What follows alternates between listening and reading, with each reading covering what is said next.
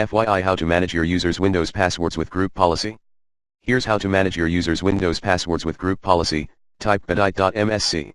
Head to the following setting: Computer Configuration, Windows Settings, Security Settings, Account Policies, Password Policy.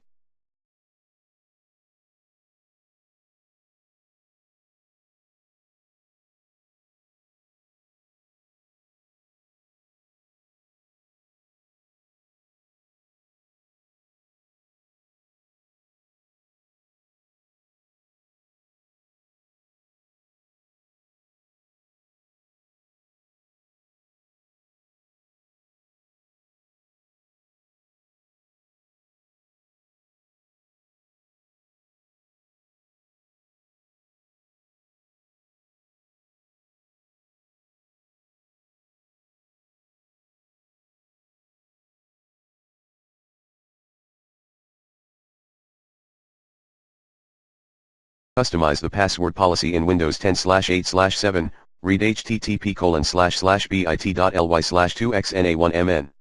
Password policy and http://bit.ly/2v43bcn. Security baseline, draft, for Windows 10 v1903 and Windows Server v1903.